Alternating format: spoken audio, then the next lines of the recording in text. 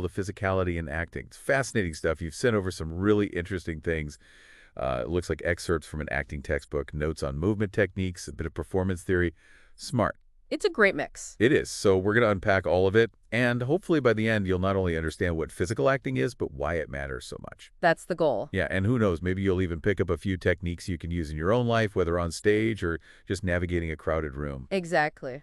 I think we often forget that acting is about so much more than just delivering lines. It's true. It really is a full body experience. Yeah, I mean, I love a good monologue as much as anyone, but some of the most captivating performances I've seen have involved very little dialogue, or even none at all. Absolutely. Think about, like, dance theater or mime. Right. Those genres require incredible control and athleticism. We're talking years of dedicated training. But the core principles behind them can be applied by anyone. So it's not about being a super athlete. It's about understanding how to use your body to communicate. Exactly. And honestly, sometimes what an actor does with their body can be even more powerful than dialogue. Okay. Yeah, that makes sense, but it also feels a bit daunting. Where do you even begin to approach movement in such a conscious way? Well, a lot of actors keep journals to track their progress as they work on their physicality. Maybe that's something our listeners can try too. But in terms of actually getting started, the foundation of expressive movement is really about relaxation and posture. Okay. Yeah.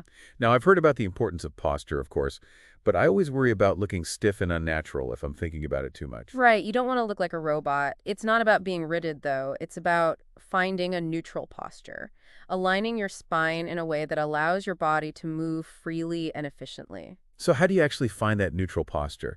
Is it like those perfect posture photos you see in yoga books? Well, using imagery can be helpful, but the process is really quite active. There's a technique called tense and release that a lot of actors use to become aware of where they're holding tension. Okay, tell me more about that. It's pretty straightforward, actually. You lie on your back and then systematically tighten and release different muscle groups, paying attention to how it feels to let go of that tension. And then you slowly roll up to a standing position, maintaining that sense of release. I can see how that would be helpful, not just for actors, but for anyone who wants to, like, improve their posture and just feel more comfortable in their body. Absolutely. And once you have that awareness of where you tend to hold tension, you can practice maintaining a neutral posture as you move around. It's like finding that sweet spot between being relaxed and being ready for action. I like that it's not about being stiff, it's about being poised. But what happens once you've found that neutral posture? How do you start using movement to actually communicate something? That's where things get really interesting. There are so many techniques actors use, but one that's helpful for addressing those habitual tension patterns we all develop is the Alexander technique. Oh, I've heard of that. Isn't that something dancers use too? Yeah, it's popular with dancers, actors, and even people who just want to move more freely and reduce pain. The technique's all about identifying and changing those habits that cause tension in our bodies. Like slouching at my desk or hunching over my phone. Definitely guilty of those. We all do it. It's so common. Think of your body like a puppet with tangled strings. The Alexander technique helps you untangle those strings and move more smoothly. There are two key concepts, inhibition and directions. Okay, let's untangle those concepts. What does inhibition mean in this context? It's about stopping those automatic tension-causing movements, like pulling on a tangled string. Imagine you're about to reach for your phone, but you pause for a moment and become aware of how you're holding your body. That pause is inhibition. So it's like hitting the pause button on autopilot. I like that. What about directions? Directions are mental instructions you give yourself to move more efficiently. It's like gently guiding those puppet strings to untangle and align the body correctly. So instead of mindlessly reaching for the phone, I'm consciously thinking about how I want to move. That makes sense. And you mentioned that the Alexander technique helps with pain. How does that work? A lot of pain comes from misalignment and chronic tension.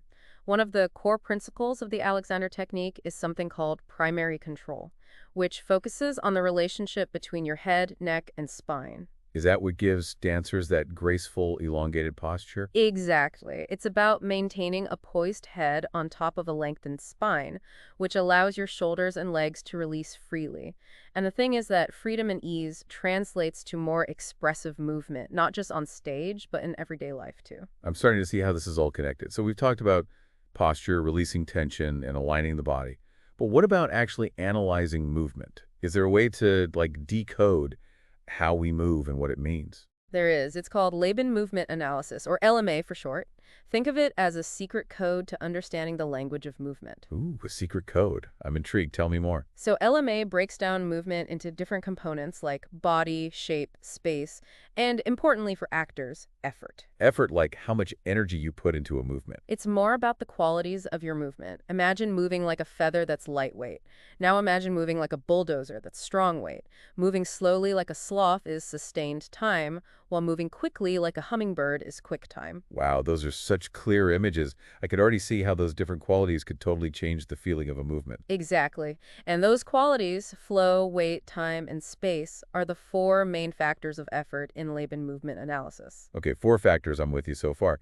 But how does that translate into actual movement choices for an actor? Well, within those four factors, there are even more specific combinations, creating a whole vocabulary of movement. These are called effort actions, and there are 8 basic ones. For example, we have pressing, which is strong, direct, and sustained, like pushing open a heavy door. Punching, on the other hand, is strong, direct, and quick. And gliding is light, direct, and sustained, like skating across the ice. I'm starting to get it. It's like each action has a very specific feeling and intention behind it. Yes. And what's so fascinating is that as an actor, you can consciously choose these effort actions to create a character's physicality, make their movements more expressive, and ultimately tell the story in a more impactful way. So it's not just about moving from point A to point B on stage. It's about understanding the nuances of movement and using them to create a character. Exactly. It's about using your body as an instrument of expression, just like your voice. That's amazing. Now, speaking of using movement to communicate on a deeper level, I want to talk about physical theater. What exactly does that term mean? So, physical theater is a genre that prioritizes movement and visual storytelling over dialogue. It's about creating images, telling stories, and evoking emotions without relying heavily on words. So like mime. A mime is a great example, but physical theater is a broader term. It encompasses lots of different forms, from dance theater, where movement and choreography are central to the story, to more avant-garde styles that use abstract movement to explore themes and So ideas. it's not just about being silent on stage, it's about using your body to tell the story. Exactly. And it's really powerful. It can transcend language barriers and cultural differences to communicate universal human experiences. I've always been so impressed by physical theater, but honestly, I've never thought of myself as someone who could do it. You know, a lot of people feel that way, but the truth is, everyone has the potential to move expressively. Do you think the average person can benefit from these acting techniques, even if they have no plans to be on stage? Absolutely. It's all about becoming more aware of how your body moves and communicates.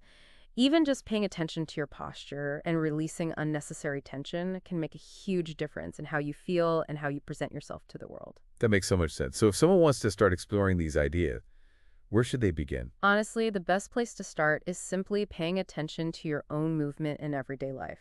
Notice how you hold yourself, how you walk, how you gesture. Where are you holding tension? How could you move more freely and expressively? Like you said earlier, it's about becoming more aware of our bodies as instruments of communication. Exactly. And from there, you can start exploring some of the specific techniques we've talked about, practicing neutral posture, experimenting with the Alexander technique, or even playing around with some basic Laban effort actions. It sounds like a journey of self-discovery, not just in terms of acting, but in terms of understanding your own physicality and how you move through the world. I think that's a great way to put it. And who knows, maybe it will even spark a newfound appreciation for the artistry and athleticism of physical theater performers. I have a feeling you might be right about that. This has been such a fascinating dive into the world of physicality and acting. I'm already feeling inspired to pay more attention to how I move. That's great to hear. And what's fascinating is how these techniques designed for actors can actually benefit anyone. By paying attention to our movement and releasing unnecessary tension, we can communicate more effectively, feel more confident, and even reduce stress in our daily lives. Oh, I like that. It's like unlocking a whole new level of self-awareness and expressive potential. Gives me a lot to think about. That's the goal. It's really about understanding that your body is constantly sending messages, whether you're aware of it or not. So true. I'm thinking about those power poses you always hear about, how standing in a confident posture can actually make you feel more confident. Absolutely. There's a real mind-body connection there. And the more we understand that connection, the more we can harness it to our advantage.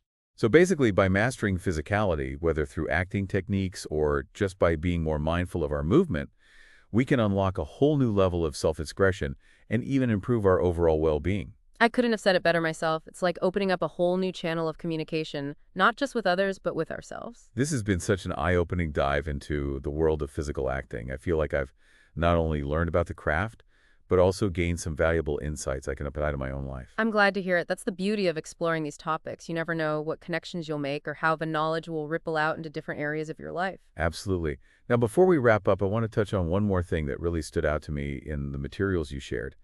This idea of body attitude. Ah, yes, that's a fascinating concept in Laban movement analysis. It refers to how we hold and shape our bodies to express different emotions or character traits. So it's like how someone might hunch their shoulders and look down if they're feeling sad, or stand tall with their chest out if they're feeling confident. Precisely. And actors can consciously use body attitude to create believable characters and convey those emotions to the audience. But it's not just about mimicking external postures, right? There's an internal element to it as well. You're absolutely right. It's about connecting with the emotion or intention behind the movement.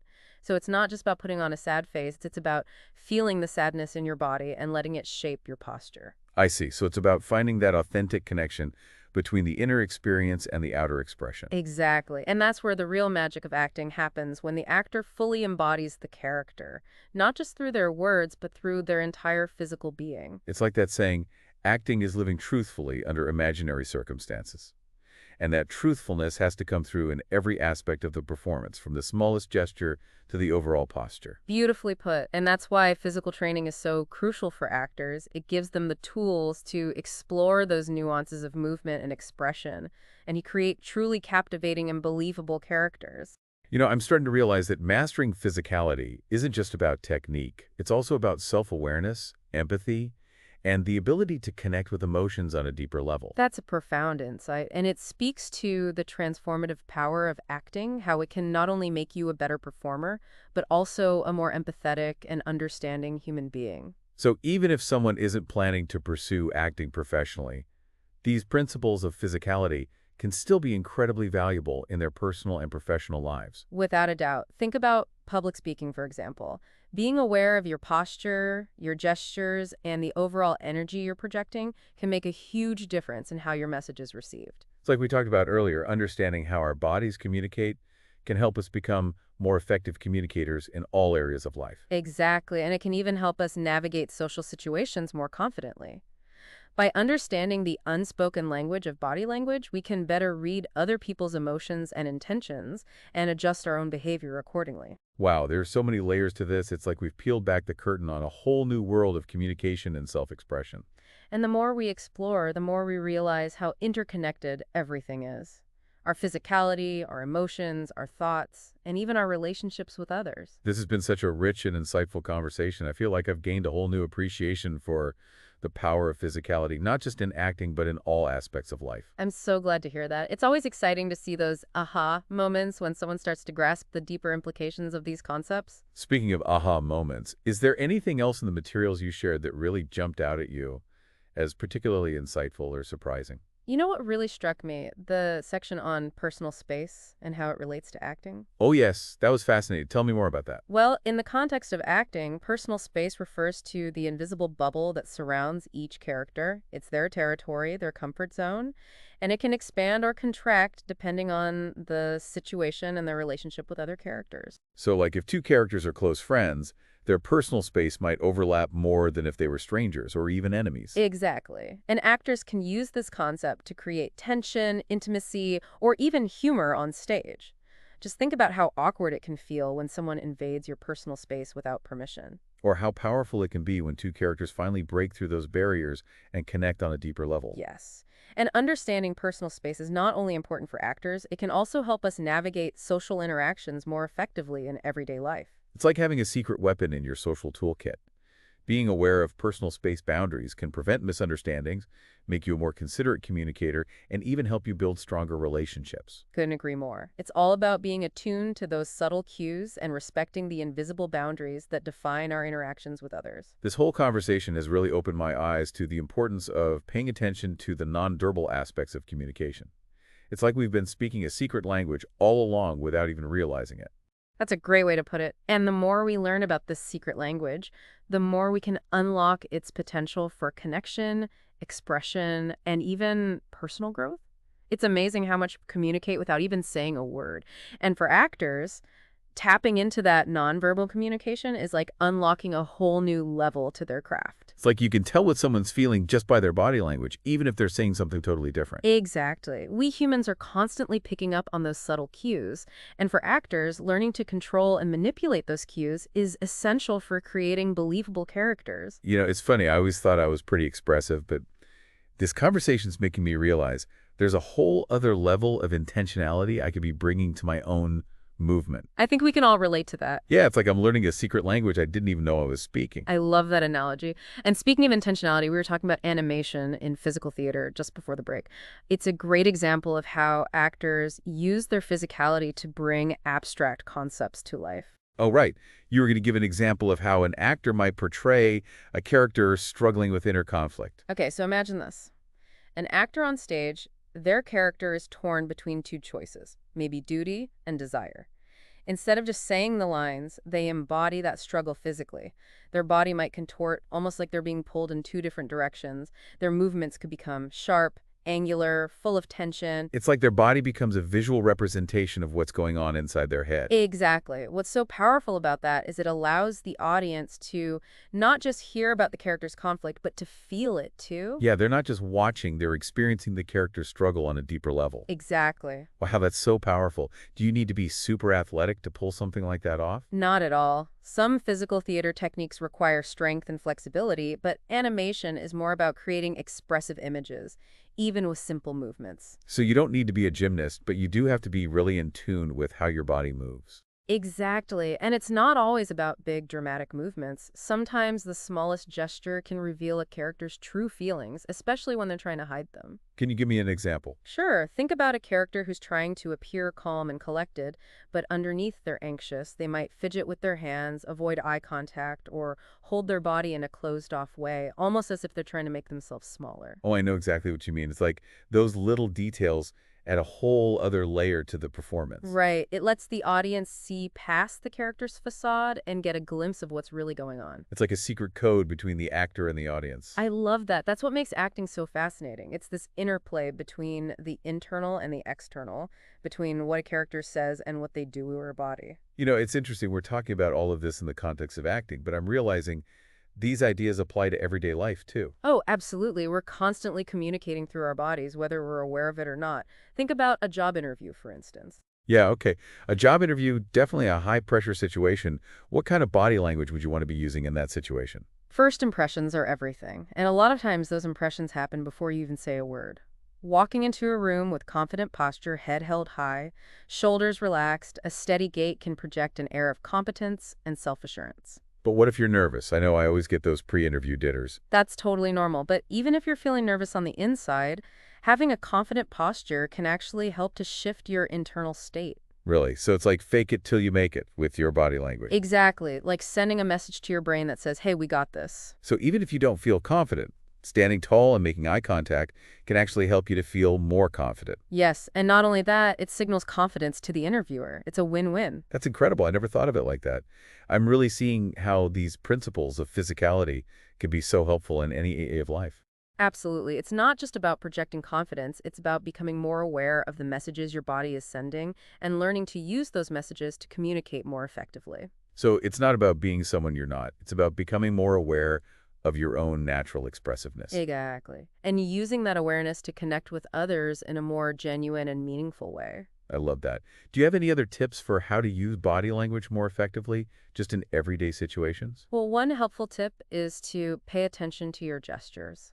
We all use our hands when we talk to emphasize points, convey emotion, but sometimes our gestures can become a little repetitive, maybe even distracting. Oh yeah, I definitely talk with my hands a lot. Sometimes I feel like I'm conducting an orchestra. That's great, shows you're engaged. But there are times when being more aware of your hand movements is helpful. For example, in a professional setting, you generally want to keep your gestures contained, not too wide, not too close to your body. So like a happy medium. Yes, it's about finding that sweet spot where your gestures feel natural and expressive, but not distracting. Okay, that makes sense. What are some other situations where being mindful of your gestures is important? Think about when you're comforting someone, reaching out, touching their arm, their shoulder. in a gentle, supportive way, can express empathy and compassion so much better than words. Yeah, sometimes a lug can say so much more than anything you could come up with. Exactly. That's the power of touch. It's such a basic form of communication, creating connection, intimacy. So we've been talking a lot about how our bodies communicate, but is there a way to get better at reading other people's body language? That's a great question, and the answer is yes. It's such a valuable skill to develop. It's like becoming a body language detective. Oh, a body language detective. I like it. Where would you even begin? Start by paying attention to the basics. Posture, eye contact, facial expressions, gestures. Someone who's feeling confident and engaged will usually stand tall, make eye contact, and use open gestures. So the opposite of those closed-off postures and fidgety gestures we talked about earlier. Exactly. The more you observe, the more you start to notice patterns, the nuances. You learn to pick up on subtle cues that reveal what someone might be thinking or feeling, even if they don't say it out loud. It really is like cracking a code, understanding human behavior. It really is, and it can be incredibly useful in all sorts of situations, from just navigating social interactions, building relationships, to even, like we were saying, acing that job interview. This has blown my mind. I never realized there was so much to physicality, nonverbal communication. It's really amazing, and it's something we can keep learning about, keep exploring our whole lives. I feel like I'm seeing the world in a whole new light. Before we move on, though, is there anything else in the materials you shared that stood out to you? You know, one thing that really stuck with me was the section on proxemics. It's the study of how people use space to communicate. Proxemics. That sounds intriguing. Tell me more. It's about understanding the different zones of personal space we all have and how those zones affect how we interact with each other. So, like, how close you stand to someone when you're talking to them. Exactly. We all have these invisible bubbles around us. And the size of that bubble can change based on our culture, our relationship with that person, even the situation. I can definitely relate to that. I'm always a little uncomfortable if someone stands too close to me while I'm talking. It's a pretty common reaction. It's because they're entering your personal space, which can feel intrusive. So how does that relate to acting? Well, actors need to be aware of proxemics because the distance between characters on stage says a lot about their relationship and the dynamics of that scene. Can you give me an example? Sure. Imagine two characters having a big argument. They might stand really close, invading each other's personal space to create tension. Oh, I see. It would definitely make it feel more intense. Right. On the other hand, two characters who are in love might stand close, maybe even almost touching, to create a sense of intimacy. So by playing with the distance between characters, actors can create all these subtle nuances, layers of meaning. Exactly. That's just one example of how proxemics comes into play. It's a fascinating element of nonverbal communication that adds a lot to performance. I'm really seeing how all of these things, posture, movement, gestures, proxemics, all work together to create this really intricate nonverbal communication system. Absolutely. It's like a whole other language that we speak with our bodies. And the more we understand that language, the more effectively we communicate, connect with others, and express ourselves. Exactly. This has been such a great conversation. It's like I'm seeing the world in a whole new way. I'm happy to hear that. I'm ready to keep exploring, but before we move on, is there anything else from the materials you shared that really stood out? You know what really surprised me? The part about mirroring, sometimes called the chameleon effect. Mirroring. What's that? It's this thing where we unconsciously imitate the postures, mannerisms, even facial expressions of people we're interacting with. Oh, yeah. Like if I'm having coffee with a friend and they lean forward, I find myself leaning forward too. Exactly. It's not just movements either. We mirror each other's tone of voice, energy level, even breathing sometimes. Wow, that's so interesting. Why do we do that? Researchers think it's a way of building rapport, creating connection. It's like a nonverbal way of saying, I'm with you, I get you. So like a way of building empathy without even realizing it. Yeah, exactly. Studies show when people mirror each other, they feel more liked, more understood. The conversation just seems to flow better. So how does this play into acting? Actors can use mirroring on purpose to create that sense of connection between characters. For example, if two characters are having a deep conversation, they might subtly mirror each other's postures, gestures, to build intimacy. Oh, I see. It would make the scene feel more authentic. Right. Mirroring can also be used to show conflict or tension. Oh, how so? Imagine two characters in a power struggle. They might avoid mirroring each other to create distance, or one character might try to dominate the other by mirroring them in an exaggerated way. Wow. I never would have thought of that. Those little nonverbal cues can say so much. It really is amazing, and when you know about mirroring, you can start using it yourself more consciously. So if I want to build rapport with someone, I could try mirroring their body language. Exactly. But it's got to be subtle, authentic. If it's too obvious, it can feel fake or even a little creepy. Right, like anything, finding the right balance takes practice. Absolutely. But the more you pay attention to mirroring in yourself and others, the better you'll get at using it to communicate and build stronger connections. This has been such a fascinating conversation. I'm learning so much about nonverbal communication. Me too. It's a topic I love talking about. Before we move on, are there any more examples of how actors use their physicality to create memorable characters or moments? Oh, absolutely. One that stands out is how physicality shows status, power dynamics. Okay, that makes sense. You can definitely tell if someone's in a position of authority by how they carry themselves Exactly. Think about a character like, say, the CEO of a big company. They might stand tall, walk with purpose, use strong, direct gestures. and probably take up a lot of space. Absolutely. People in positions of power tend to have bigger personal space bubbles. They might use more expansive gestures or even touch more assertively, like passing someone on the back or putting an arm around them. So it's not just about looking confident, it's also about asserting dominance. In a way, yes, but it doesn't have to be aggressive. Sometimes it's about calm authority, quiet confidence. So how would an actor show that? They might use slower movements, more deliberate, steady eye contact, speak in a measured tone, hold their body relaxed but upright, then they're holding court without even trying. So it's like they're in control without having to try too hard. Exactly. It's subtle but powerful. I'm seeing how actors use all these little things to create really complex, layered characters. It's amazing, isn't it? And it's not just about portraying people in power. Actors use physicality to show the opposite too: submissiveness, insecurity, vulnerability. How would they show that? They might make themselves smaller, hunch their shoulders, avoid eye contact, fidget, speak hesitantly. So kind of the opposite of those power poses. Exactly. Understanding that whole range of physical expression is how actors create characters who feel real, relatable. This is all so insightful. I feel like I'm learning a whole new language, the language of the body. That's a great way to put it. And it's a language we all speak, whether we realize it or not. The more fluent we become, the better we can communicate, connect with the world. I love that. Before we move on, is there anything else in the materials that stood out to you as really interesting? You know what really struck me? The discussion of physicalizing emotions. Physicalizing emotions. Yeah, it's important in acting, but it's relevant to anyone who wants to express themselves better. What does that mean exactly, to physicalize emotions? It's about understanding that our emotions aren't just in our heads, they have a physical side to them. Think about how your body feels when you're happy, sad, angry, scared. Okay, yeah. When I'm happy, I feel light, energized. When I'm sad, I feel kind of heavy and droopy. Exactly. Each emotion has a physical signature. Actors use that knowledge to portray characters experiencing those emotions. So instead of just trying to act sad, they're actually trying to tap into those physical sensations. Exactly. And it's not about mimicking a posture or expression. It's about finding the truth of that emotion, letting it come out through the body. I could see how that would make a performance much more authentic and moving. Absolutely.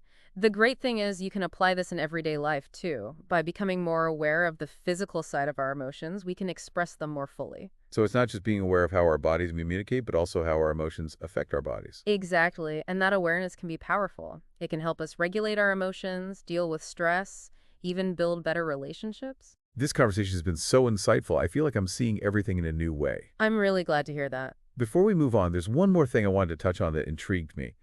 The idea of rhythm in physicality. Yes. Rhythm's fascinating and so important in acting. I usually think of rhythm in terms of music or dance, but how does it relate to physicality more broadly? Well, everything has a rhythm, from our heartbeat to the seasons. Our bodies, too. We move with a certain rhythm, and that rhythm can tell you a lot about someone's emotional state, their personality, even their relationships. Can you give me an example? Imagine a character who's really anxious, agitated. They might move with a quick, jerky rhythm. Their movements are fast, unpredictable. It's like their body is mirroring the chaos inside. Exactly. On the other hand, a calm, confident character might move slowly, smoothly. Their movements are controlled. So by paying attention to someone's rhythm, you can understand their inner world better. Absolutely. And actors use rhythm to create contrast, tension between characters. Oh, how so? Imagine a scene where two characters are arguing. One character might be speaking, moving quickly with a sharp rhythm, while the other is slow and deliberate. That contrast creates conflict, tension. Like they're speaking two different languages with their bodies. That's a great way to put it. It reminds us that nonverbal communication can be just as complex as verbal communication. This is all so amazing. It seems like these elements, posture, movement, gestures, proxemics, rhythm, all come together to create this whole intricate system of nonverbal communication. Exactly. And the more we understand about it, the better we can communicate, connect with others, and really express ourselves. This deep dive has been such a revelation. I'm really inspired to pay attention to my own physicality, see the world through this new lens. I'm so glad to hear that. It really is a journey, and I encourage you to keep exploring. I will. Before we wrap up this part, is there anything else you want to say about the importance of physicality in acting? Something that's really important to remember is that physicality isn't just about what you do with your body, it's also about what you don't do. What do you mean by that? Well, sometimes the most powerful moments are when an actor is perfectly still. It's in those moments that you can see the character's thoughts, their emotions, their vulnerability. I've definitely felt that as an audience member. There's something so captivating about watching an actor hold that stillness, that presence. It's like the air is charged with unspoken energy. Exactly. It's like those moments create a space for the audience to connect with the character more deeply. Exactly. And it takes a lot of skill, a lot of control to achieve that kind of stillness. It's not passive, it's about being completely present in that moment. So it's not doing nothing, it's doing nothing intentionally. Exactly. Using stillness as a tool to convey emotion, create tension, or just let the audience take a breath and absorb what's happening. This conversation has really made me rethink of my assumptions about acting.